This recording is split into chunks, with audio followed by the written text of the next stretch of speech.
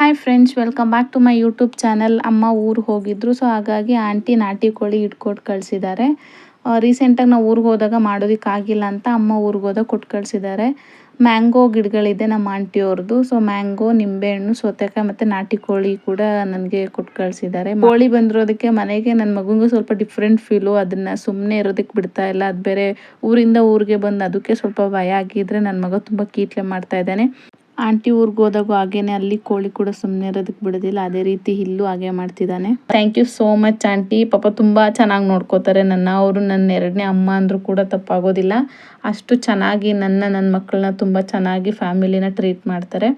ಹಾಗೆ ನೆಕ್ಸ್ಟ್ ಬಂದ್ಬಿಟ್ಟು ಈಗ ನಾನು ನಾಟಿ ಕೋಳಿಗೆ ರೆಡಿ ಮಾಡ್ಕೋತಾ ಇದ್ದೀನಿ. ರೈಸ್ ಮಾಡಿಟ್ಟಿದ್ದೀನಿ ಬೇಗನೆ. ಅಮ್ಮ ಮಾರ್ನಿಂಗ್ 8ಗೆಲ್ಲ ಬಂದುಬಿಟ್ರು ಬ್ಯಾಂಗ್ಳೂರಿಗೆ. ಸೊ ಹಂಗಾಗಿ ಬೇಗ ಮಾಡಬೇಕು ಅಂತ ಹೇಳ್ಬಿಟ್ಟು ನಾನು ಸ್ವಲ್ಪ ನಾಟಿ ಕೋಳಿ, ಅದು ಈಗ ನಾವಿರೋದು 7 ಜನ ಅಲ್ವಾ. ಸೊ ಹಾಗಾಗಿ ಎಲ್ರಿಗೂ ಆಗೋದಿಲ್ಲ ಅಂತೇಳ್ಬಿಟ್ಟು ನಾಟಿ ಕೋಳಿ ಸ್ವಲ್ಪ ಮತ್ತು ಆಮೇಲೆ ಬೇರೆ ಇನ್ನೊಂದು ಸ್ವಲ್ಪ ಚಿಕನ್ ತರಿಸೋಣ ಆಗುತ್ತೆ ಫುಲ್ ಡೇಗೆ ಅಂತ ಹೇಳ್ಬಿಟ್ಟು ನಾನು ಆ ಚಿಕನ್ ತರಿಸೋದಕ್ಕೆ ನಮ್ಮ ಅಪ್ಪಂಗೆ ಹೇಳಿದ್ದೆ. ಸೊ ಅಪ್ಪ ತೊಗೊಂಡು ಬರಬೇಕಾದ್ರೆ ಕೆಲಸದಿಂದ. ನಾನೀಗ ನಾಟಿ ಕೋಳಿಗೆ ಸಪ್ರೇಟು ಮತ್ತು ಇನ್ನೊಂದು ಯಾವ್ದು ತೊಗೊಂಬರ್ತಾರೆ ಚಿಕನ್, ಅದಕ್ಕೂ ಕೂಡ ಸಪ್ರೇಟಾಗಿ ನಾನು ಪ್ರಿಪೇರ್ ಮಾಡ್ಕೊಬೇಕು. ಪ್ರತಿಯೊಂದಕ್ಕೂ ಕೂಡ ಅಜ್ಜಿ ಹೆಲ್ಪ್ ಮಾಡ್ತಾರೆ. ಪಾಪ ಒಂದು ಈರುಳ್ಳಿ ಬೆಳ್ಳುಳ್ಳಿ ಸುಲ್ಕೊಡೋದಾಗಿರ್ಬೋದು, ಪ್ರತಿಯೊಂದು ಕೂಡ.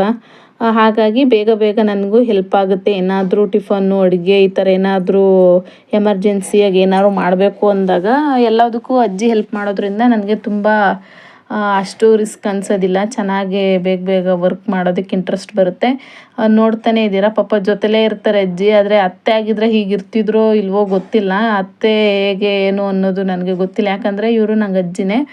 ರಿಲೇಷನಲ್ಲೇ ಮದುವೆ ಆಗಿರೋದ್ರಿಂದ ಅಜ್ಜಿನೇ ಹಾಕ್ತಾರೆ ಇವರು. ಅಮ್ಮನ ತಮ್ಮನ ನಾನು ಮದುವೆ ಆಗಿರೋದು. ಸೊ ಹಾಗಾಗಿ ನನಗೆ ಅಜ್ಜಿ ಪ್ರತಿಯೊಂದಕ್ಕೂ ಕೂಡ ಹೆಲ್ಪ್ ಮಾಡಿಕೊಡ್ತಾರೆ. ಇಫ್ ನನಗೂ ಅಜ್ಜಿಗೂ ಏನಾದರೂ ಕೋಪ ಬಂದರೆ, ನಾವೇನಾದ್ರು ಕೋಪ ಮಾಡ್ಕೊಂಡು ಮುನ್ಸ್ಕೊಂಡ್ರು ಕೂಡ ನನಗೆ ಆಗಲಿ ಅಜ್ಜಿಗೆ ಆಗಲಿ 5 ಮಿನಿಟ್ಸ್ ಅಷ್ಟೇ.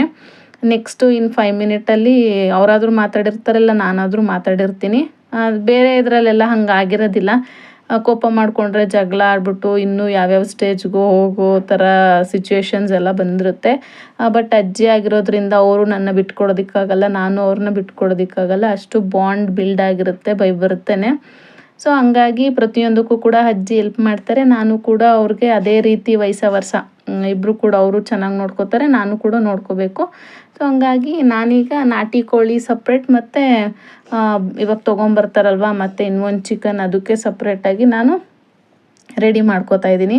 ನಾರ್ಮಲಾಗಿ ನಾನು ಈರುಳ್ಳಿ, ಟೊಮ್ಯಾಟೊ ಮತ್ತು ಆಮೇಲೆ ಶುಂಠಿ, ಬೆಳ್ಳುಳ್ಳಿ, ಕೊತ್ತಂಬರಿ, ಪುದೀನ, ಚಕ್ಕೆ, ಲವಂಗ ಈ ಥರದ್ದೇ ನಾರ್ಮಲಾಗಿ ಏನೇನು ಚಿಕನ್ಗೆ ಹಾಕ್ತಾರೆ ಅದೇ ಥರದ್ದೇ ಎಲ್ಲ ನೀಟಾಗಿ ಕ್ಲೀನ್ ಮಾಡಿಕೊಂಡು ಇಟ್ಕೋತಾ ಇದ್ದೀನಿ.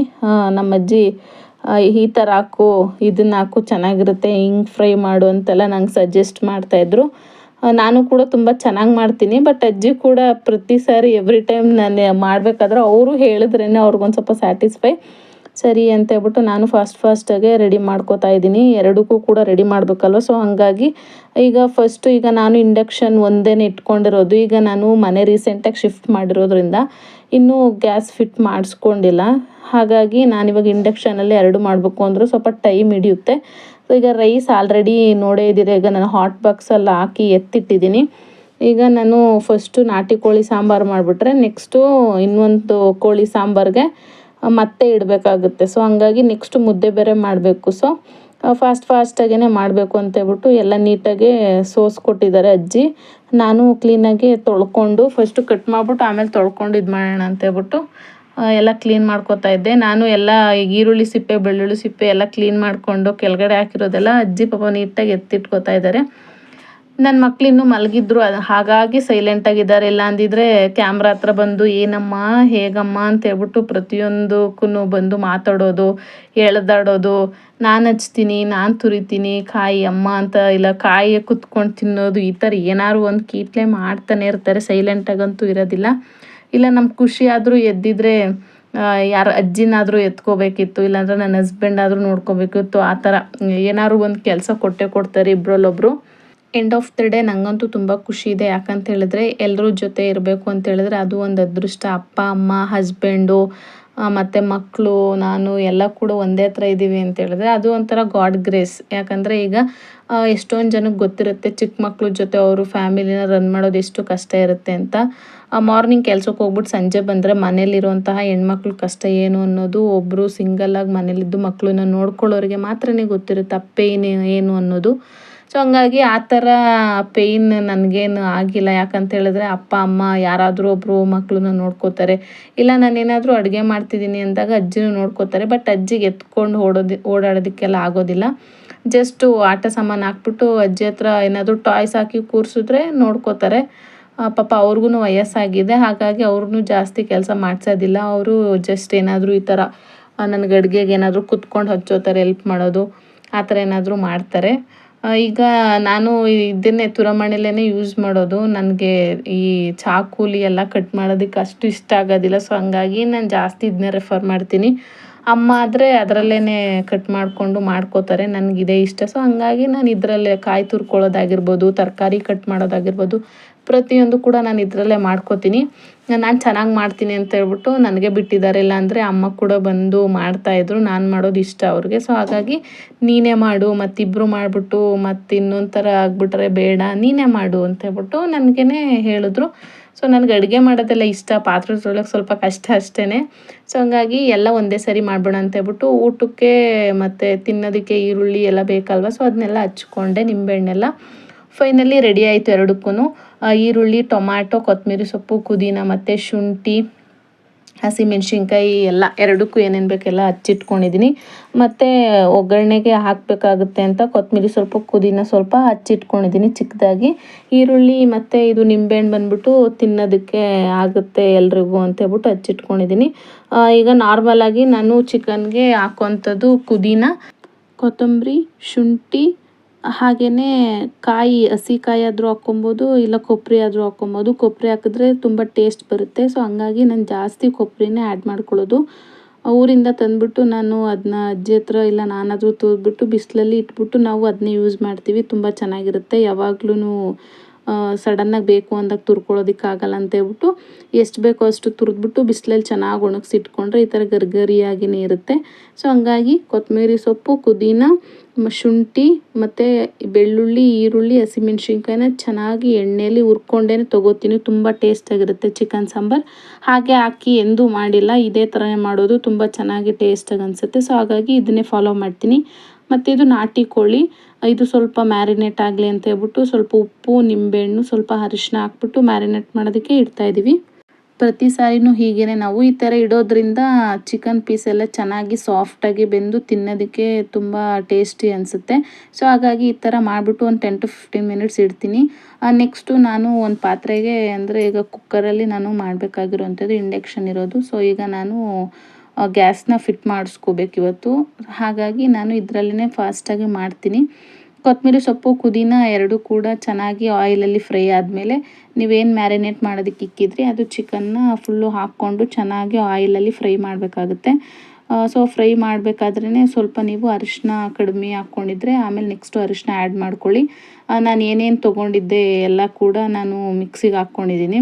ನೆಕ್ಸ್ಟು ನಾನು ಮಸಾಲೆ ಜೊತೆ ಆಚೆ ಚಿಕನ್ ಮಸಾಲ ಕೂಡ ಯೂಸ್ ಮಾಡ್ತೀನಿ. ತುಂಬ ಟೇಸ್ಟಾಗಿರುತ್ತೆ. ನೀವು ಕೂಡ ಒಂದು ಟೈಮ್ ಟ್ರೈ ಮಾಡಿ, ತುಂಬ ಟೇಸ್ಟ್ ಅನಿಸುತ್ತೆ. ಸೊ ನಾನು ಮಿಕ್ಸಿಗೆ ಹಾಕ್ಬಿಟ್ಟು ಈಗ ಮಿಕ್ಸ್ ಮಾಡ್ತಾಯಿದ್ದೀನಿ ಚಿಕನ್ ಜೊತೆ. ತುಂಬ ಚೆನ್ನಾಗಿ ಅನಿಸುತ್ತೆ. ನಾಟಿ ಕೋಳಿ ಆಗಿರೋದ್ರಿಂದ ಸ್ವಲ್ಪ ನೀರಿರಲಿ, ಚೆನ್ನಾಗಿ ವಿಷಿಲ್ ಬಂದಮೇಲೆ ಬೇಯ್ಕೊಂಡು ಕಡಿಮೆ ಆಗುತ್ತೆ. ಕಡಿಮೆ ನೀರು ಹಾಕಿದ್ರೆ ತಳ ಹತ್ತುತ್ತೆ ಅಂತ ಹೇಳ್ಬಿಟ್ಟು ಅಜ್ಜಿ ಹೇಳಿದ್ರು.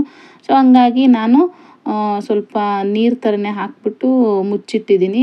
ಅದು ರೆಡಿ ಇದೆ ಈಗ. ಅದು ಸ್ವಲ್ಪ 5-6 ವಿಷಲ್ಸ್ ಬಂದಮೇಲೆ ಅದು ರೆಡಿ ಆಗುತ್ತೆ. ನೆಕ್ಸ್ಟ್ ಈಗ ನಾನು ಇದಕ್ಕೂ ಕೂಡ ಮಿಕ್ಸಿ ಮಾಡ್ಕೊಬೇಕಲ್ವ ನೆಕ್ಸ್ಟ್ ಇನ್ನೊಂದು ಚಿಕನ್ಗೆ. ಸೊ ಹಾಗಾಗಿ ಅದಕ್ಕೂ ಕೂಡ ರೆಡಿ ಮಾಡ್ಕೋತಾ ಇದ್ದೀನಿ.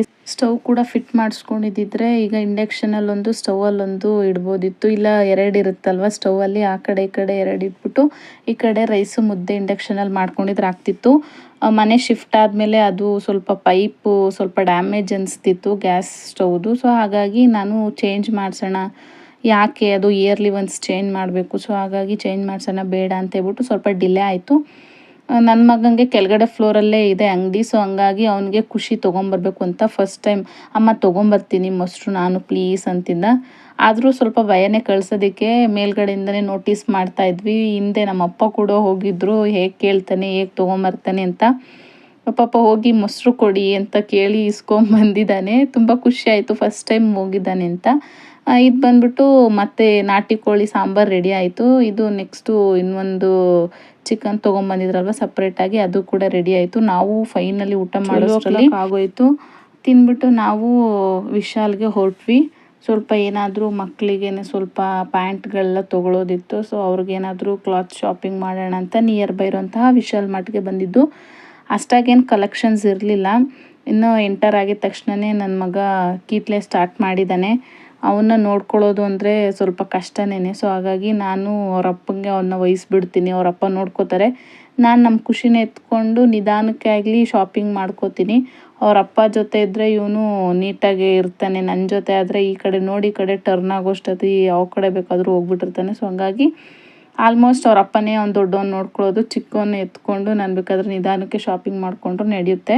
ಹಾಗಾಗಿ ಅವರಪ್ಪ ಟಾಯ್ಸ್ ಏರಿಯಾಗೆ ಕರ್ಕೊಂಡೋಗಿದ್ದಾರೆ. ಆ ಟಾಯ್ಸ್ ಎಲ್ಲ ತೊಗೊಂಡು ಇದು ಬೇಕು ಅದು ಬೇಕು ಅಮ್ಮ ನೋಡು ಇದು ಹಿಂಗೋಗುತ್ತೆ ಅಂತ ಫುಲ್ಲು ಒಂದು ಎಕ್ಸ್ಪ್ರೆಷನ್ಸ್ ಎಲ್ಲ ನೋಡೋಕ್ಕಾಗಲ್ಲ, ಅಷ್ಟು ಚೆನ್ನಾಗಿ ಎಕ್ಸ್ಪ್ಲೇನ್ ಮಾಡ್ಕೊಂಡಿರ್ತಾನೆ.